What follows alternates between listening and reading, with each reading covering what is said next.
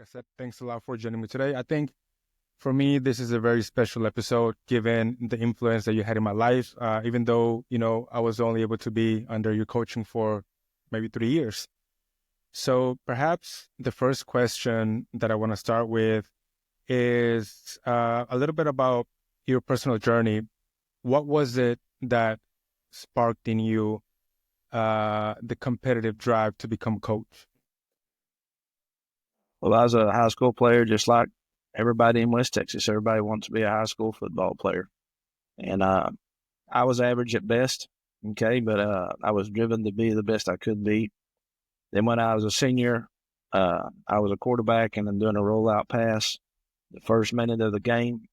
And the guy hit me right in the knee, not meaning to injure me, okay, but it tore everything in my knee. And I looked down to my left and my ankle was in my ear hole, and I knew something, this can't be right. So, I missed a year of being competitive. And just like you're talking here, loved my coaches, very inspirational to me, very big part of my life, big part of being, a second dad and so on. And I just decided that's what I want to do. Also, I graduated high school in 1978, went to college to be a petroleum engineer. You don't know, but at that time we had a gas scare, and that ran me off the petroleum industry, and actually took me to my love of coaching. Wow. Where did you go to university?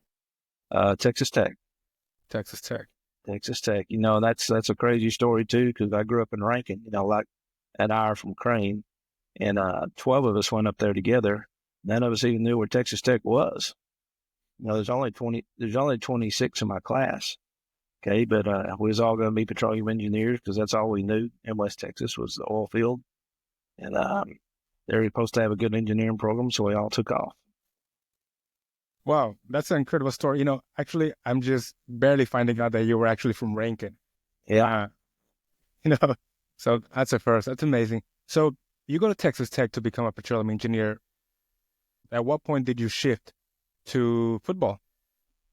As soon as the gas scare came, and like I say, that's way before your time, but they were telling us at that time, oil is drying up, there's not going to be any more. Okay, so actually education and coaching was always been in the back of my mind. So I took the opportunity to make that change. Wow, okay.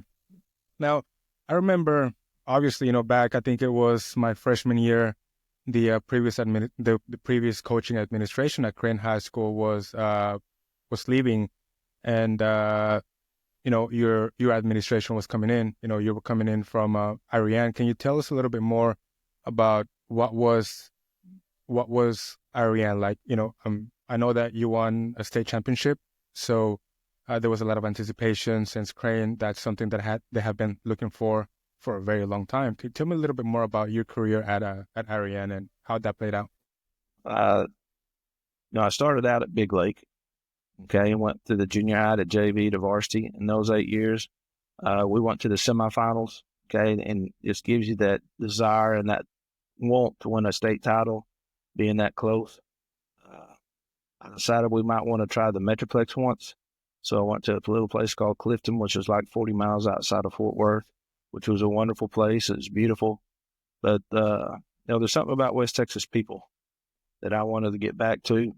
And a job opened at our end, so I went there.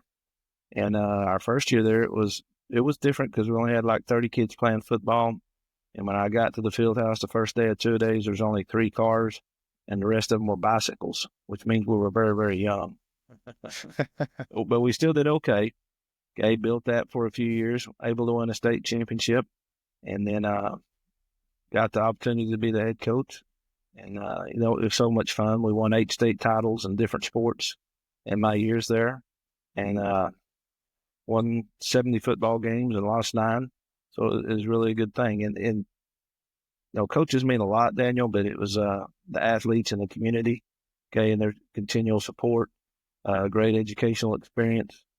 And we did it a little bit differently. Football is important in West Texas, but we emphasized all sports and ended up getting some titles, not only in football, but in track and golf and cross country, and just a lot of fun. Still hear a lot from a lot of those athletes. As a matter of fact, I got a call from a defensive back a few months ago, and he made it big, and he's an outfitter.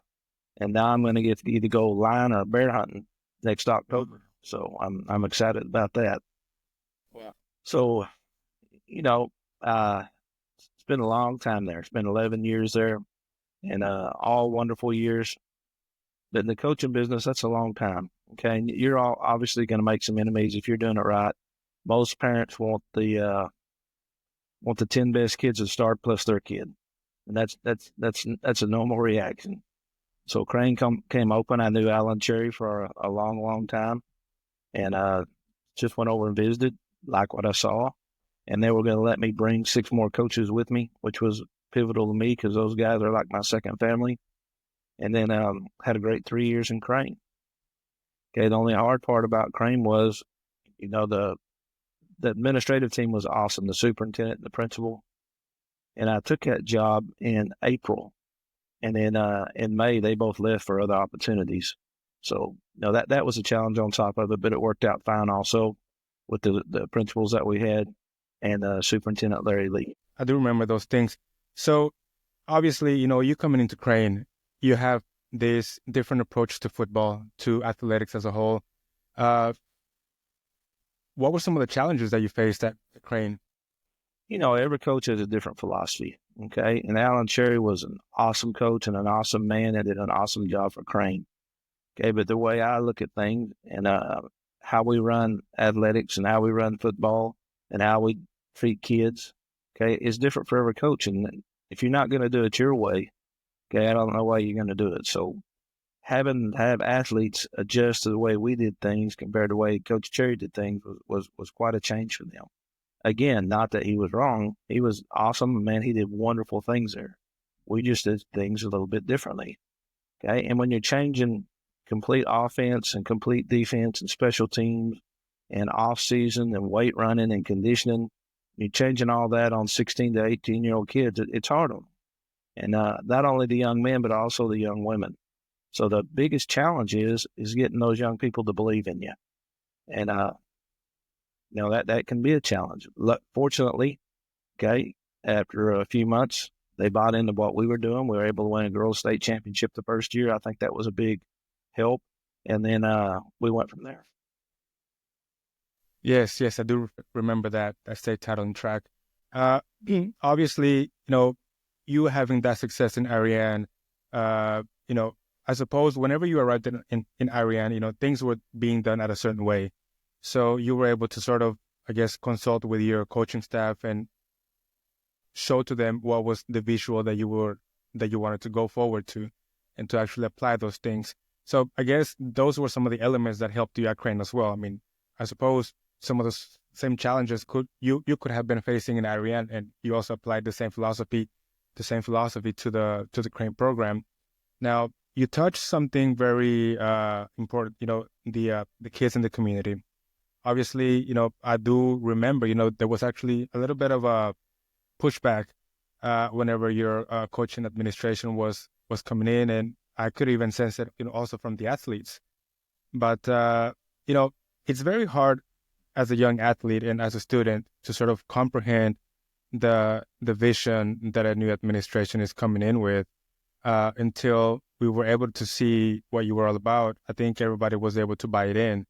And, in hindsight, we always kind of look back and think, man,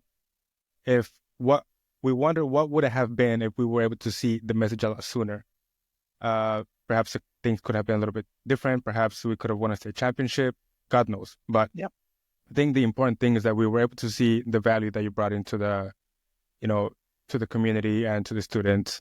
And that's one of the main reasons. Yeah. It's a lot easier to go to a place that's been struggling and change the way you want it done. Okay. Crane was not struggling. Okay. Crane was on the top football programs in West Texas and in the state completely. Okay. That changes things a lot. So for young people to think, wait a minute. Okay. What we're doing is working so well. Why would we change anything? And you got to understand from that aspect too, and understand it's going to take a little while for that transition to happen.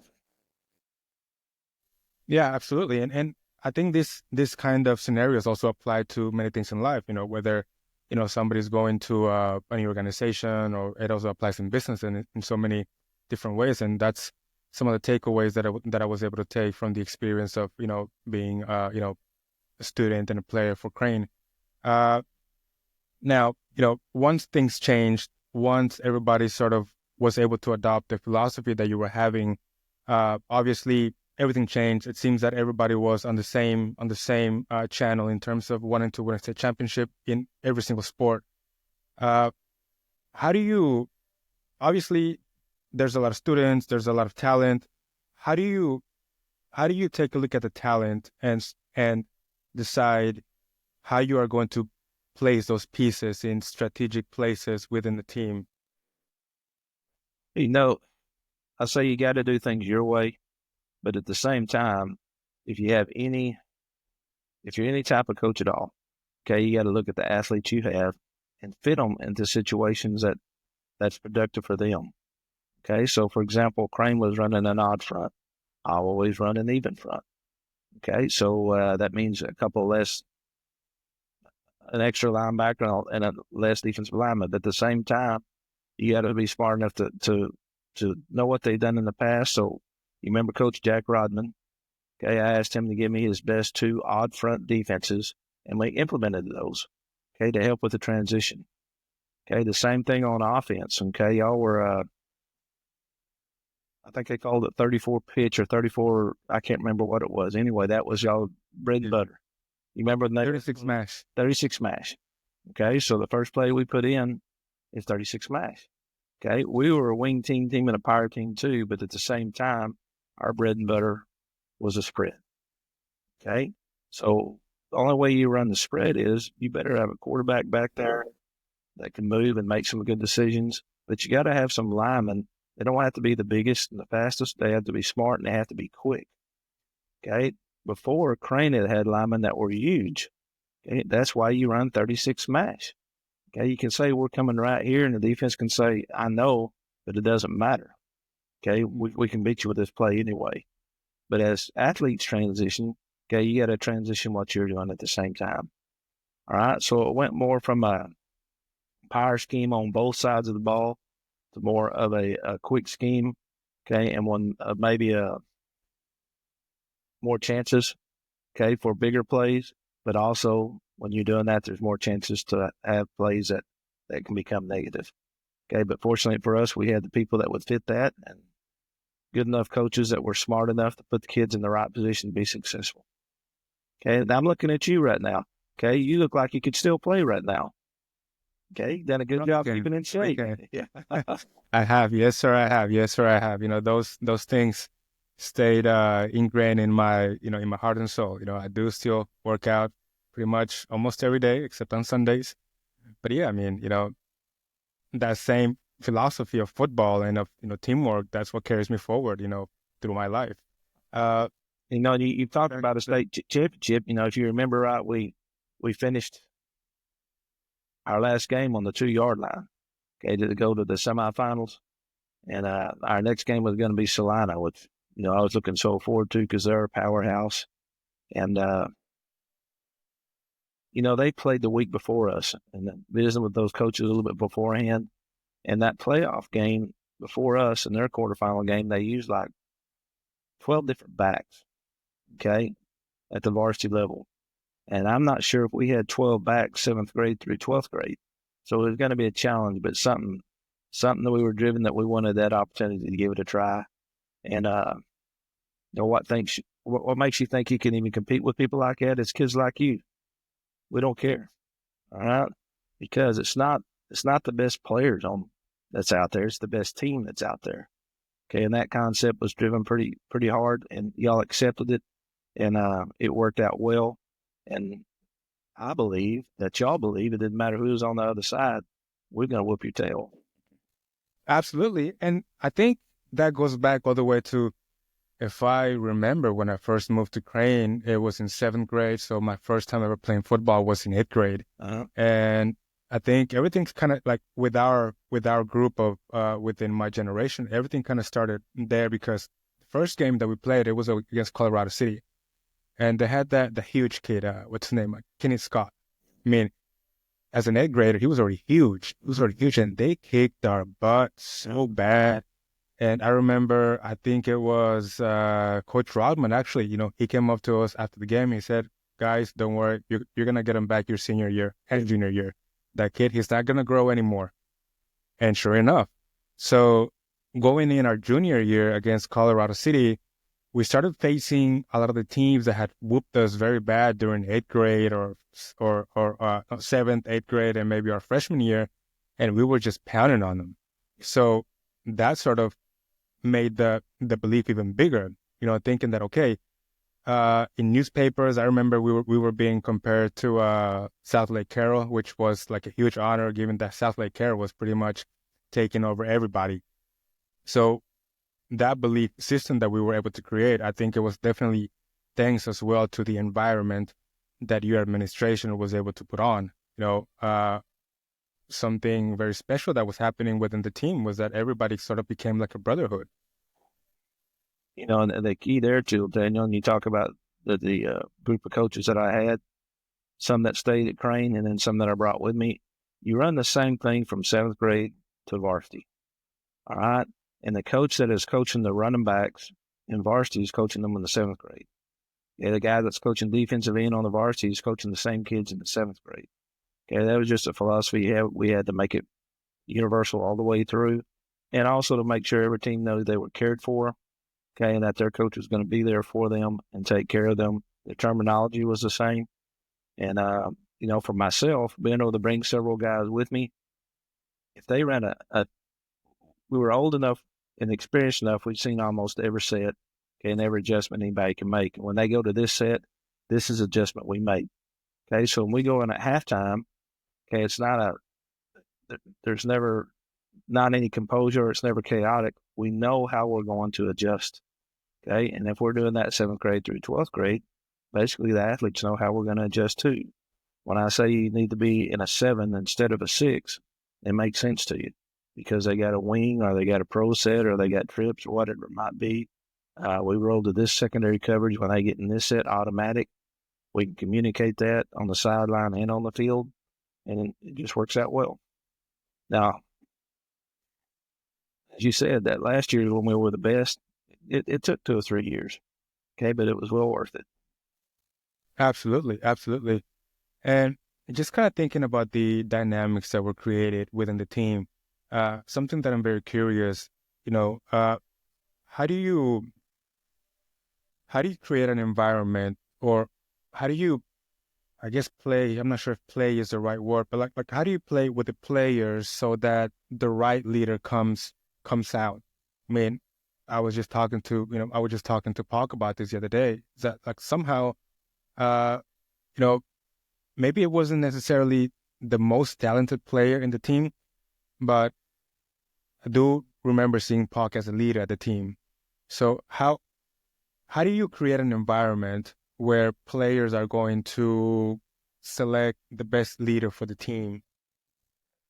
For my group and myself, that's pretty simple. And it's not during football season. It's not during 2-a-days. It's an off season. It's from Christmas till May. Okay, you remember off season was tough. Okay, and I visit with a lot of coaches, and they have heck week where it's tough for a week. Well, we had heck week every day. Okay, that part of the program was rough.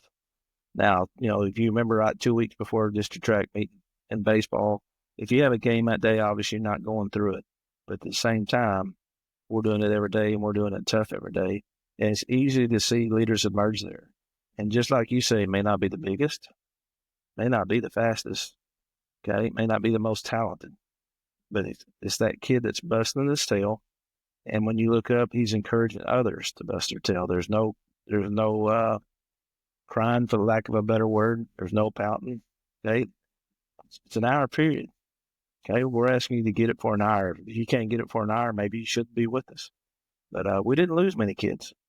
Okay, we did have great leadership, and I give that to the community and parents and so on. They raised young men that they wanted pushed hard, and young men that could handle some toughness, and we call it tough love. because we was never going to hurt anybody, but we're going to push you to the point where you almost think, hey, this, I don't know if I like this guy or not. But the football season, if you remember, that was easy. It's off season. It's the hard. Yes, absolutely. I couldn't agree more.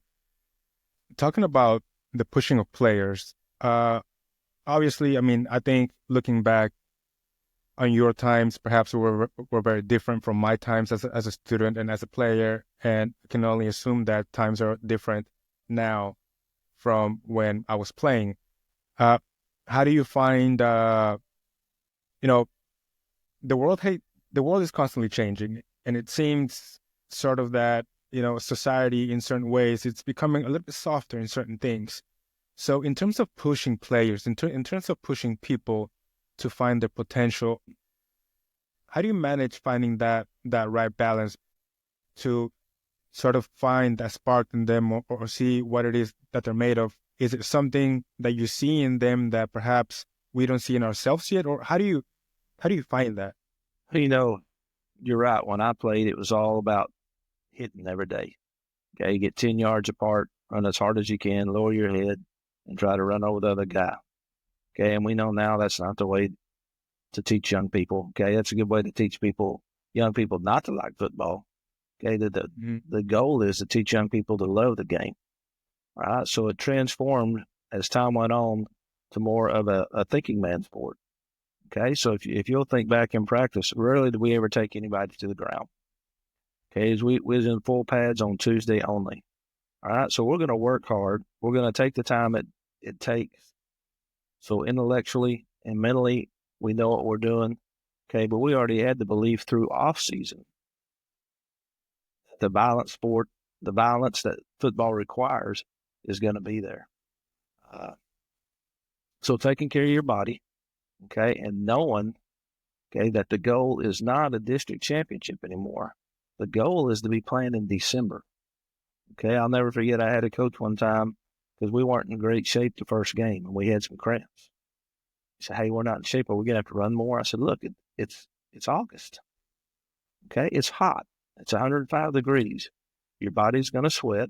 Okay, it's going to react, and the reaction is cramps. Our goal is not to be in the best shape game one.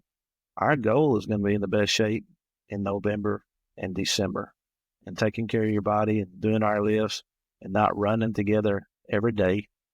Okay, but doing what we had to do physically. If you remember, again, it was mostly against dummies to get where we need to be. Okay, so the pinnacle every week, like your job, was Friday night. All right, so you wanted to be 100% Friday night, both physically and mentally, whatever that took to get there.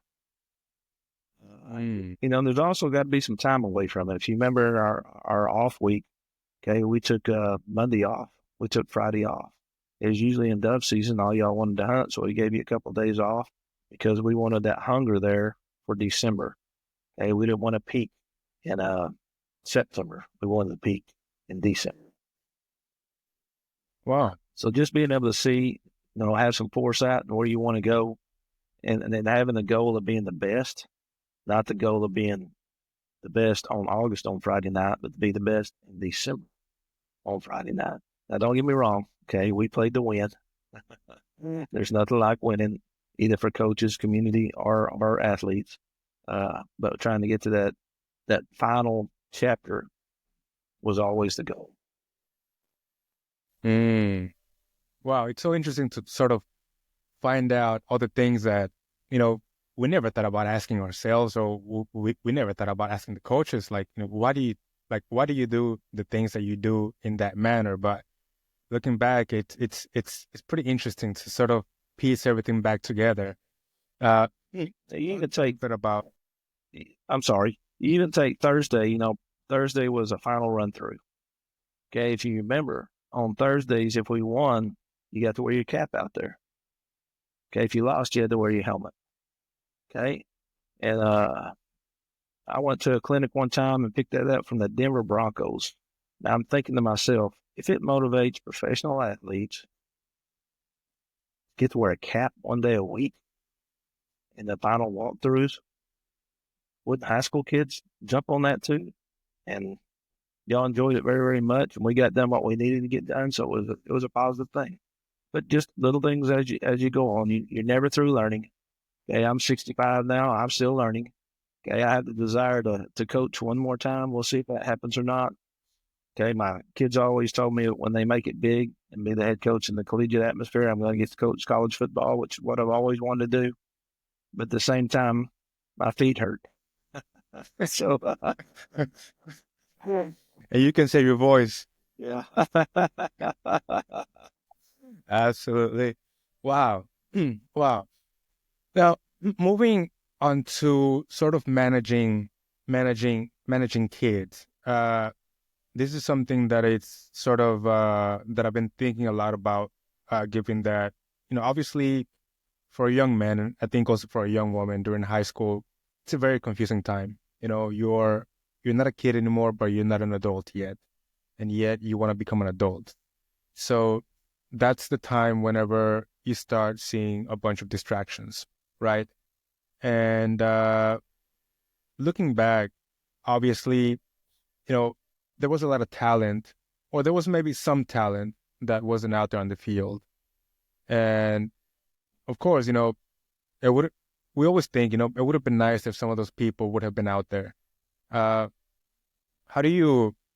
Something that really struck me about you is the fact that you really cared about kids.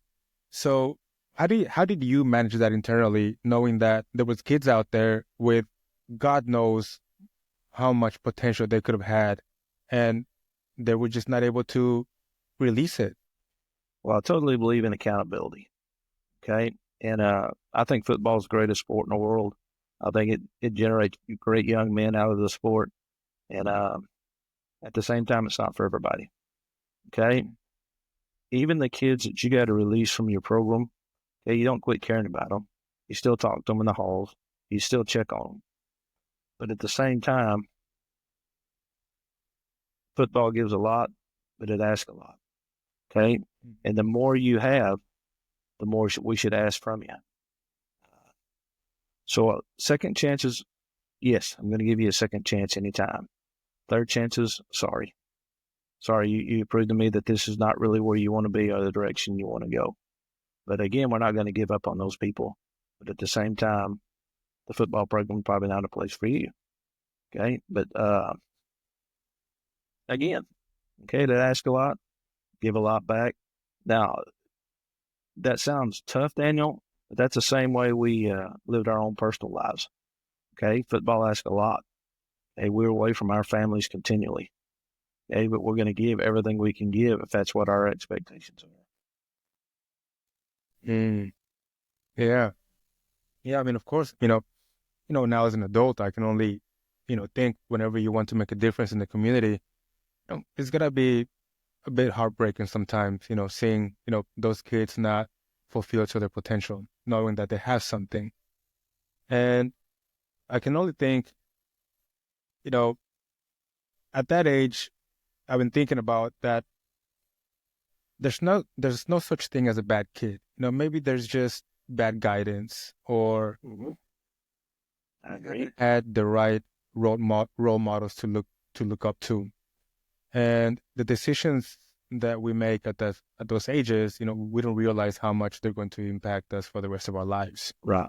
And sometimes making one decision after another one, we can end up facing or seeing only bad decisions in front of us, bad choices in front of us. So, that's one of the reasons, I wanted to do this as well, to sort of, put this message out there and maybe give those young kids a little bit more perspective as to what are the things that coaches are doing at schools that in reality, just like you and all the coaches out there, think they just want nothing but the best for them. Oh, yeah. If you're in this business, it's because you love kids. Okay. The financial aspect is limited. Okay. The time away from your family is detrimental. Okay. But what you're giving back for the long haul, what you don't understand as a 16-year-old, any decision that you make, even if it's to cut a kid, it's out of love. Okay. If I continue to let a young man make the same mistake over and over and over without any accountability, I'm wrong. Hmm. So I think you got to look at it that way. In small communities, okay, you're with the parents all the time. You see them at the restaurant. There's only 2 or 3 restaurants. You see them at church. You see them at the grocery store. Okay. Since then, I worked at the 5A and 6A level, and it's not the same. Okay. You don't see all those parents all the time, but it's a different perspective in a small West Texas town. So, Yeah. it's normal for a parent to think he just doesn't like my child. And that's the furthest thing from the truth. Okay. Hard decisions are also about love. So tough love at the same time. Yeah, I couldn't agree more. Couldn't agree more. Uh, yeah, on that same topic, you know, uh, you talked about giving second chances. Obviously, whenever I look back, you know, obviously, like I made my mistakes, and had to own up to those things.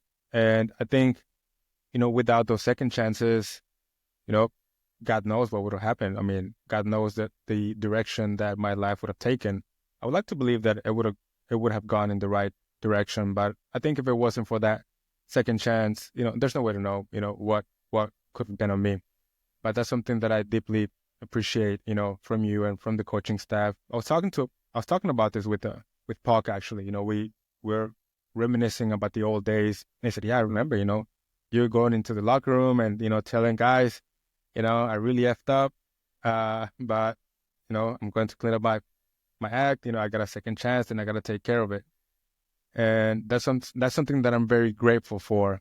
And I don't know about other programs, but I think that's something very important to touch base.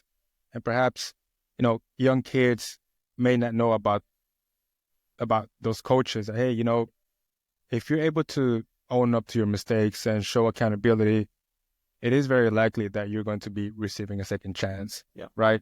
Right. I've been to half a dozen different schools. Okay. And that is universal to every school. You've got probably 40% of your players that if it weren't for athletics, I'm not sure they would be in school at all. Okay. But now that they're in school and in athletics and have some men and women that are pushing them to make the grades, they're pushing them to be a gentleman and a young lady. Okay. That changes their life some, gives them a chance until, like you said, until they're old enough to figure out, hey, this is what I want to do, and this is the direction I want to take. Mm-hmm. Mm. Now, obviously, we don't see this as a student or as an athlete, but how aware do you become as a coach about what's going on, in the kids' lives? Do you get to have an idea of, what's going on? There's no doubt. Okay. So, negatively, okay, in a smaller community, when something negative happens, you're going to know in a hurry. Mm-hmm. Okay. The good things that happen, you're going to know, but probably not as quick. All right. So, especially when you're successful, like you and your group are, okay, if somebody makes a mistake, they're going to let you know automatically. Uh, we always have a good relationship, okay, with the authorities, the police, and so on and so forth in our communities, so they can let us know so we can try to head some of those things off. We're not crazy. Kids are going to take a drink of something every now and then. They're going to experiment every now and then, okay? But if you're at that point where it's showing up, then we got to do something about it, okay? I was young too, okay? We've all had those experimentations and so on, and choices that we're not proud of. But at the same time, you try to fix them and go on to the right area. Mm. Couldn't have said it better. Yeah. Yeah, that's something that I was wondering for quite a while now. Like, do the coaches know? I think they do have an idea. But of course, is it hard for you as a coach to, I mean, obviously, some of the kids, maybe are not in the best conditions in terms of family. Maybe there's something going on in families, but obviously that's something obviously kind of personal to that student. So is there, I mean, as a coach, professionally speaking, is there something that doesn't allow you to go into that student's life, or how does that work? No, I think you want to go to their lives as far as you can. Okay, that communication device above the coach-athlete relationship, okay, is undervalued completely. The motivational component is undervalued completely. Uh, even as when I went to administration, I'll never forget, and I started in Iron in Texas as a young man that wouldn't come to school, but I knew he could do it. He's an athlete, and he could also do it academically. So he'd be late. So I had coached his mother. So I'd go knock on the door and ask where this young man was. She said he's in bed, and she'd let me go into the house, grab him by the shoulder and put him in the shower and take him to school. So, that's what it takes sometimes. That's the power of a small community in West Texas compared to a larger city. That's not going to happen there. And Yeah. we lose a lot more kids in the bigger schools, which I'm out now, than you do in a smaller school, just because of the intimacy, okay, the smallness and the closeness you can get to those athletes. And if you can sell young people on that you do care for them and that you are there for them, then they don't want to let you down. So it kind of goes both ways there. I'm not going to let you down, but at the same time, you have that pride that you're not going to let me down. So, look at yourself and where you're at. Holy cow. Really, Finland? Yeah. Doing wonderful things? Yes, absolutely. You take Pac. Okay, he had something in Yeah. him as a musician I never dreamed that he had, but he's doing well with it. But what I like about it, Daniel, is it's not a hobby.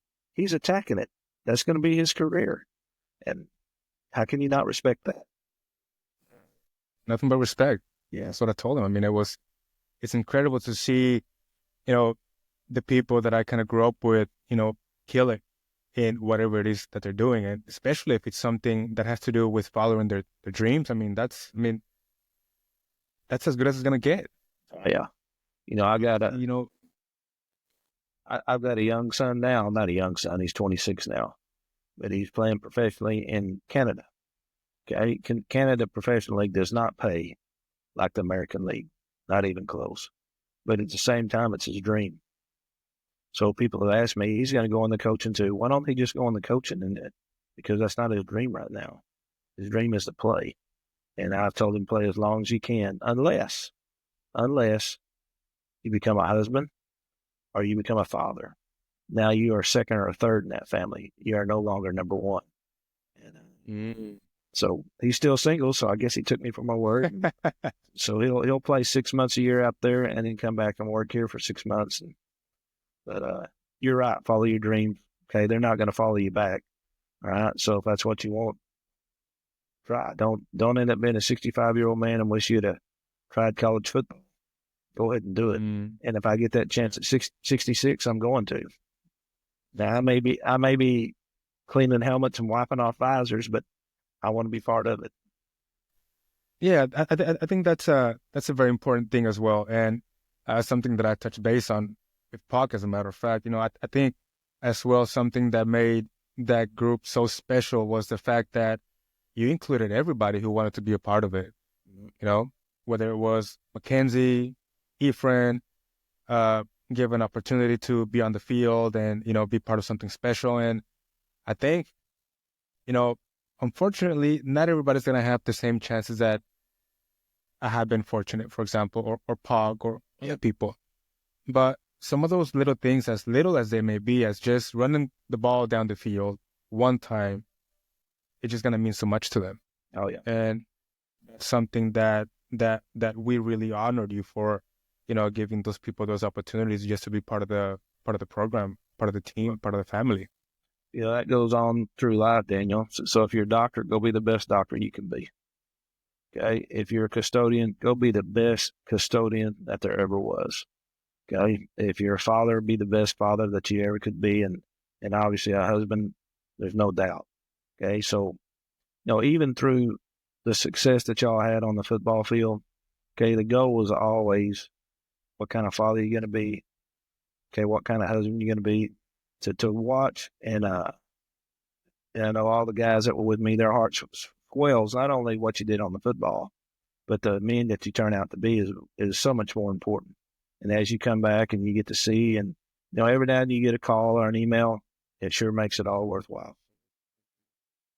Wow, I can only imagine. I can only imagine. That must be maybe, one of the greatest feelings for what you do, right? Hear that phone call, see that young man become a husband with a family, taking care of his family, taking care of himself. That must be, you must be getting constantly sort of reminders that you took the right choice to become a coach, right? Right. But there's also I don't want to call it a failure, okay, but kids that struggle and so on, and be able to help them, that maybe they can lean back on something that we did, like an off season that was tough. Hey, it was hard, but I fought through it. And, I had a young man tell me one time he was in a foxhole, okay, in Afghanistan. He said it was rough, but I remember what we did and what we had to fight through and what I had to do to get through off season. And it got me through that foxhole and kept me alive. You talk about make your heart pound a little bit. That'll get your attention. Jesus, I got goosebumps. Yeah. Yeah, yeah, wow. You know, you touched base a little bit about uh on Jared. Obviously you have two very successful sons. Now, whenever I look back and, I think this could be a common thing with any coach who may have a very talented son, in the same program. And sometimes as students or, as young guys, we don't really see those things. We don't really see what the coach is trying to do as a coach and also as a father. Now, I got a very peek, a small peek into seeing you as a father. Now, obviously, we got to see you interact with Seth as a coach, and you were fair, just like you did with everybody else. As you were tough with us, you were also tough with him on the field. But one day, I remember it was during, I think we had, I don't know if it was 2 days or 3 days, but we would have a break after the second practice, and then we would come back like kind of like in the evening and just do like run-throughs. But during that break, obviously, because I lived way out there in the boonies at the Cap Rock, one of those days, actually, I went with Seth to your house, and it it really stuck with me. Just sort of seeing the dynamic of father and son that you had with him. I remember, I think you were already at the house.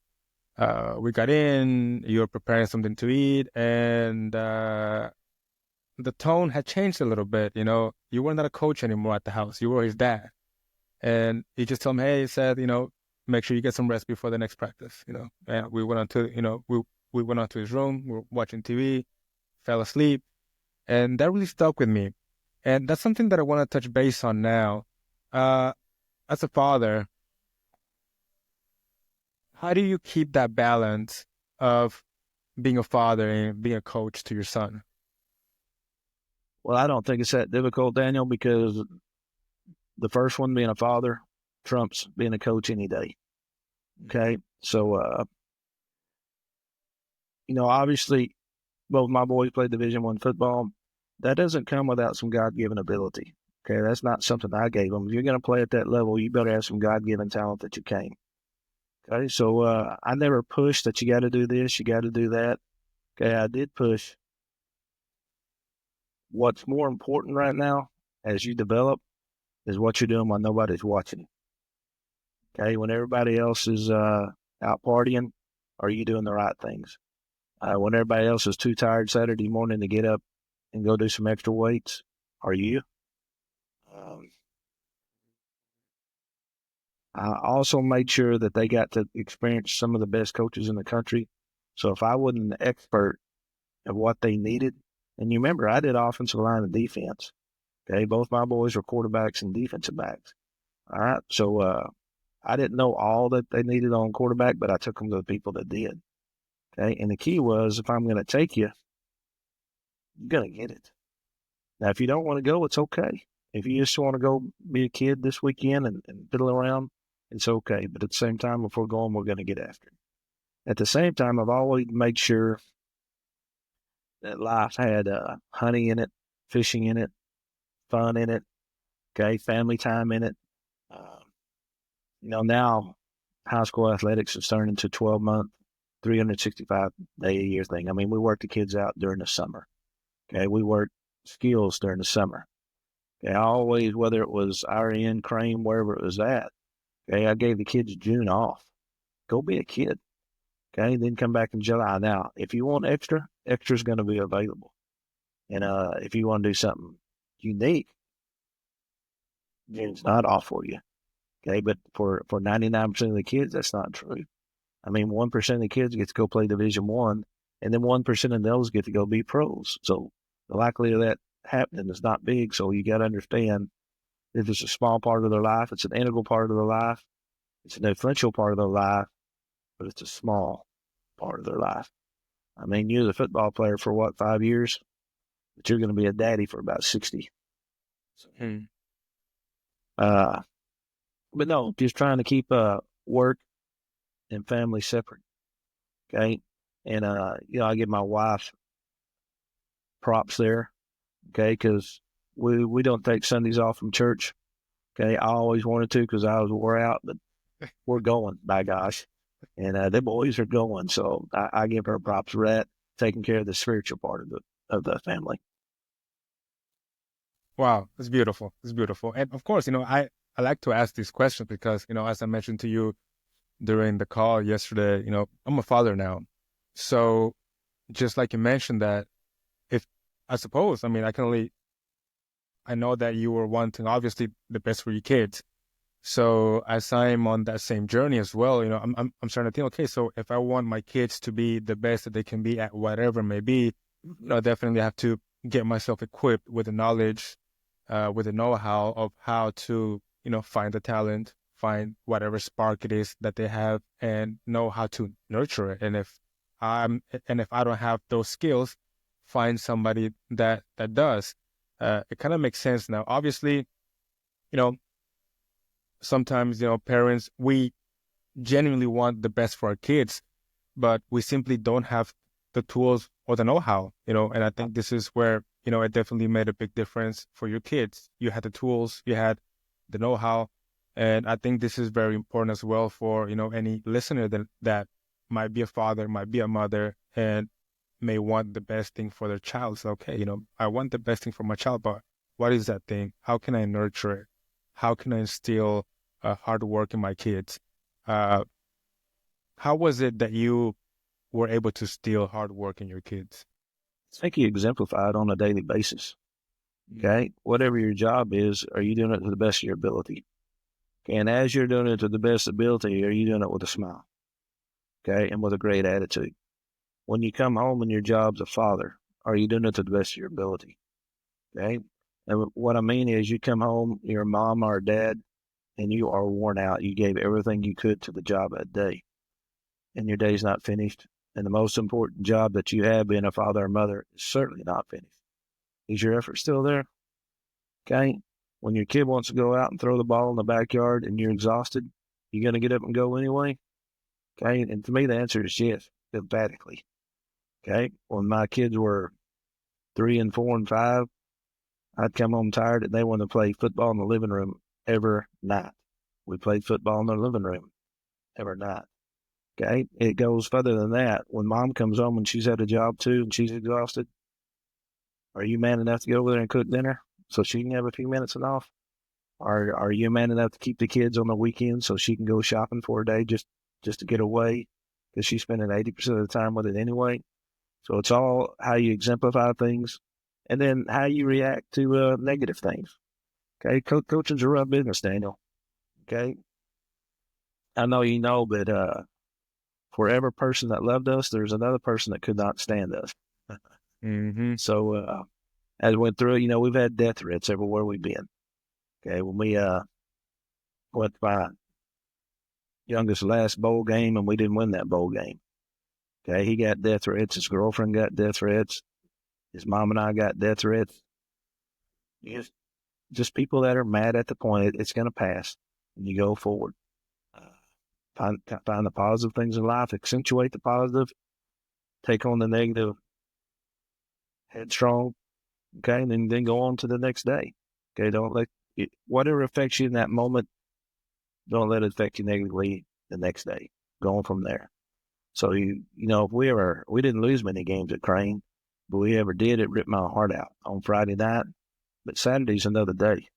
Okay, and we got kids to get ready for our next opponent, and they're depending on us. So exemplify. Okay, so hopefully Monday's practice isn't about how horrible we were last Friday night. Monday's practice was how good we're going to be next Friday night. And I think that's how you live day to day. Yeah, that short-term memory. No doubt. Wow. No doubt. So, especially in coaching, if you don't have like you just said, a short memory, okay, you're not going to enjoy your job very much. Okay. So, and then imperatively, if you've had a bad day, there's going to be a young man send you a text asking you to do it to a podcast, and then just lighten your day up. Something's going to happen. Wow, beautiful. Yeah, absolutely. Uh, so, it's quite a eye-opener to learn deeper what it is to be a coach and just the level of responsibility. And that's something that I don't think people realize, or maybe families don't realize, the level of responsibility that a coach has, because the impact that he or she may have on the young person, it's gonna be long lasting. Uh, what would you say to?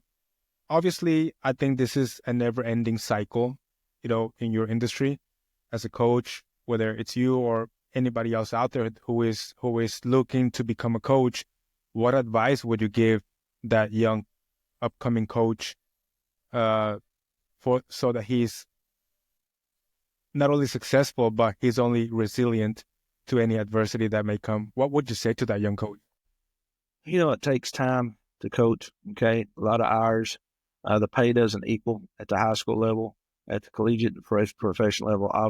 Obviously, it does. Uh, the biggest advice I'd give, okay, make sure in your marriage, the woman that you marry has some independence about her, has some strength about her, can handle some things on her own, because you're going to be gone way more than you should be as a dad. Uh, and then find people that have been successful at what they're doing. Okay, but not just that. Find somebody that's been successful at what they're doing that has some character about them. I'll never forget as a second year coach, I was ready to go to the oil field because we didn't work at it with the people I was with. And then another coach moved in, and we were meeting at 4 a.m. every day. But at the same time, I was learning every day. Okay, and he wasn't meeting with us at 4 a.m. to punish us. He was meeting with us at 4 a.m. so we could get better, so the kids could get better. Okay, and I'll never forget that guy, and I use all his philosophies, offenses and defenses to this day. He's passed away now, but he's a big influence on my coaching career just because, half the coaches were mad that we're there. The coaches that understood we're learning character, we're learning offense, we're learning defense, we're learning program, we're learning all season. Okay, he's preparing me for my future. So find people that are high character and successful family people all at the same time. Because when I talk about family, and I read this just the other morning, it hit me right between the eyes. I'm fixing to hit you right between the eyes. By the time your kid is 12 years old, you spend 80% of the time you're ever going to get to spend with them. All right. So after that, you don't see them that much. I'm proud of my kids. Okay. But, we moved to Lubbock because I thought Seth was going to coach at Texas Tech and Jarrett was going to play at Texas Tech.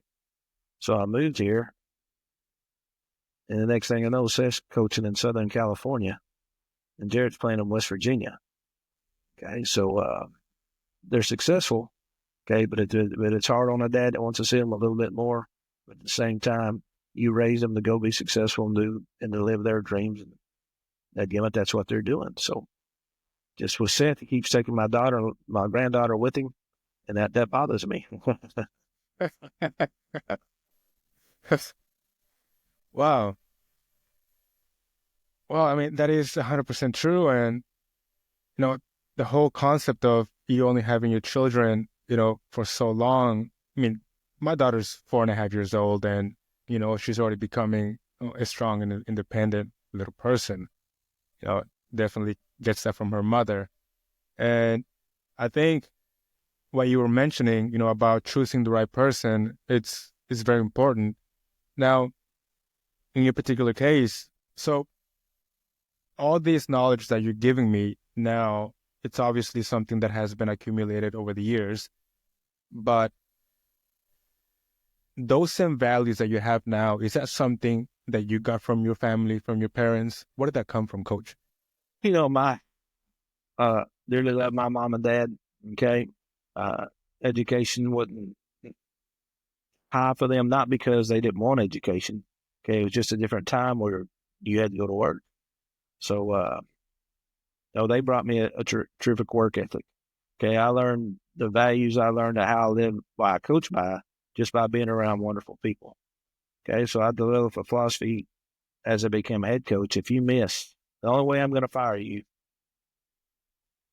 other than a drinking or a drug or something like that, the only way you get fired from daily stuff is if you miss a birthday or an anniversary or your kid's game or so on. We got, what do we have, 9 coaches working football at Crane. If we're not experts enough to take over for you for one 30-minute period, we're not very good coaches. So, showing those people that you care about them and care about their families, and then you take that through their wives' eyes. Okay, she's more willing to let me have more of her husband's time if I'm willing to make sure he's there for all the important family events of their life. And again, those kids are only, your daughter's fixing to be 5 once. That's it. Yeah. Yeah. Don't miss that. So absolutely not. I got out of coaching because I told both my boys if they made it, I would be there. And it didn't matter if they were standing on the sideline, okay, or the starting quarterback, I would be there. And I was able to honor that pledge. Now, I had to get out of coaching because of it, my love, but it was very, very much worth it. I had a heck of a time, and I still think that was the right thing to do. I think it's the right thing to do by all parents to make sure you're there. When your daughter's doing an elementary project, an elementary Christmas thing, okay, and she sees you there, you'll never know how much that meant. But when you see her eyes, you will. Yeah, absolutely. And it's quite a life-changing journey whenever you have kids, and you just learn so much about yourself, seeing them, take their first steps, learn to ride a bicycle, learn to skate on the ice, learn to say that, whatever it may be, that, you know, it's very important that we create this sort of communication to the kids about, what it is that we want for them, and sort of give them the best opportunities and give them access to the right information. Now, And you remember, right? Jarrett was there for Monday practice. Yeah. And punt, pass, and kick. You were always out there kicking. You saw him every Monday. Yeah. That was by design. Okay, to be around good people, to see what it's about, and for me, just to be able to see him for an extra 30 minutes. Okay, they were ball boys when they were 5 years old. They were riding on the bus when they were 4 years old. Okay, you just got. Is it always the arena that's important? It's not the arena; it's the quality time that's important. Yeah. And I think something that you did greatly was the fact that if they wanted to be involved, yes, it's daddy's work, but it's okay. There's a bunch of guys that will look after you, and sort of instilling that trust in your staff, in players even. For us, it was a blast to have them around as well, And all, they're quite special. everywhere you go, Daniel. Okay, I always had the coaches' kids on the sidelines being water boys, ball boys, sons and daughters, and took some grief for that. Okay, why did they get to do it? Well, now that you're a young man, you understand why I did it, just so they could be around their dad a little bit longer. Not that they were the chosen one. It's just so they could be with their dad a little longer. Yeah, yeah, and I completely get it now that I'm a father. I think, I would do it the exact same thing. And, like you said, fatherhood trumps coaching. Yeah. And, you do have to be unapologetic about those things because they are your kids, right? The rest is just background noise. Uh, I was I was watching this, you know, I've been following Seth from a distance for a long time, simply because it was just an honor, to, now that I look at it, we never know when we are among greatness. But then once we see it develop, looking back, it's nothing but an honor.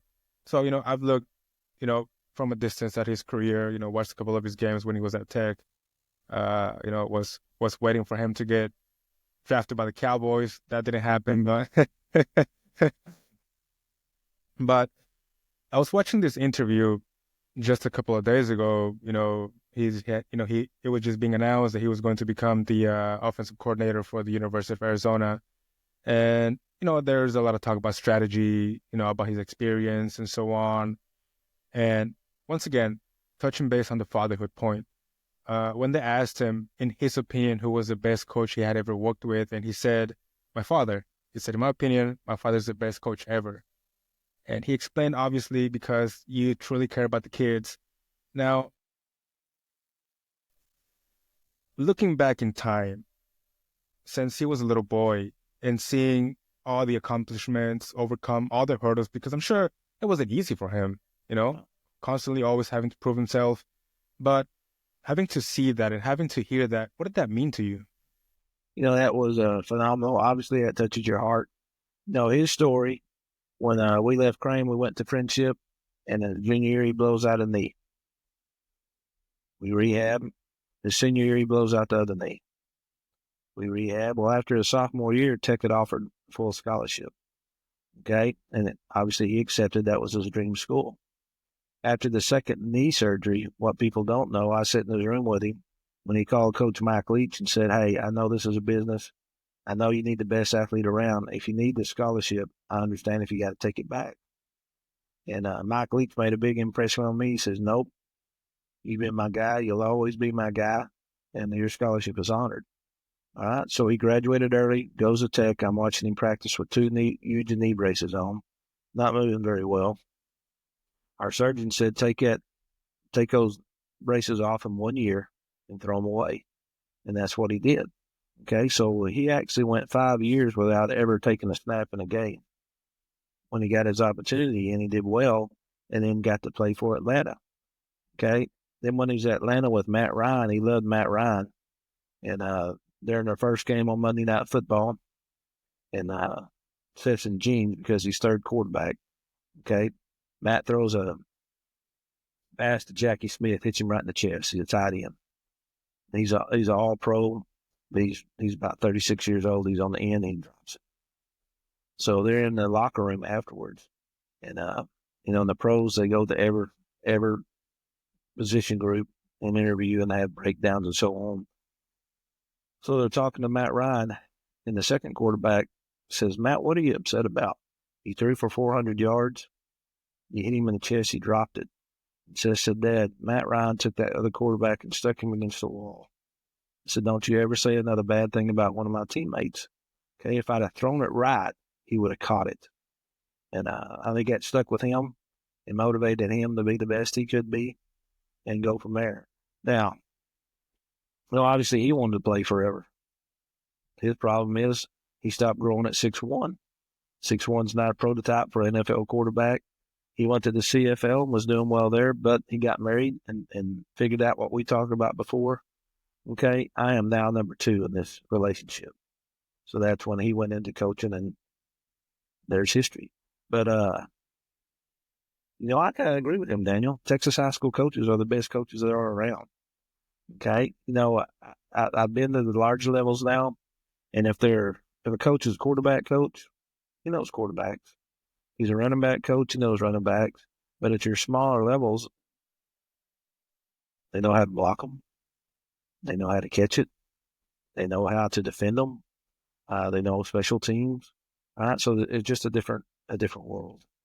Okay, and to me, if you remember that coach and it was positive, okay, that means they were a pretty good coach. So the X's and O's aspects has very little to do with it. Okay, that relationship piece has a lot to do with it. But we got to get real. Okay, all that goes with winning. Okay, there's got to be winning involved too. Mm, wow. Wow. Yeah. I mean, that's the, in what you just said, I mean, there's just so much to sort of analyze and unpack. Uh, Going back a little bit about on the point whenever, well, like I said, I mean, after Crane, Seth spent X amount of years not playing, I mean, because of his injuries, was there ever any doubt in him? They I don't know if you remember, but Graham Hill hit Michael Crabtree at Texas. Texas was number one in the nation at Lubbock. Mm-hmm. Okay. The quarterback for Texas was Colt McCoy. Okay, he was number 12. And I've asked Seth several times, what was your roughest moment in college football? Well, in those 3 years when he's not number one or number two quarterback, he's a scout quarterback. He says the roughest moment was showing up Texas week and going in my locker, and there's a burnt orange number 12 in my locker, which means I was to be Colt McCoy all week. And they run some option. So he got lit up all week, but at the same time, he said, I think I did my job because we defended them pretty well. So, Wow. Wow. Now, obviously, I mean, we have touched a lot of points on life, on coaching, on kids. Focusing once again on the kids, that young man or young girl who is maybe having a rough life, maybe the family situation is not the best, and finds him or herself in sports, in athletics, in any given sport, and there's a coach there that it's, pushing him or her, and she doesn't understand why. Sometimes, like including myself, if I think I remember Coach Guy during the lifting sessions, you know, for a while I didn't like him. yeah. Everybody would take a lifting partner and he would tell me, no, I'm coming with you. And he would just make me lift the heaviest. And, I thought that he didn't like me. And then I remember I was telling this to Ms. Lopez, and she totally changed my perspective on it.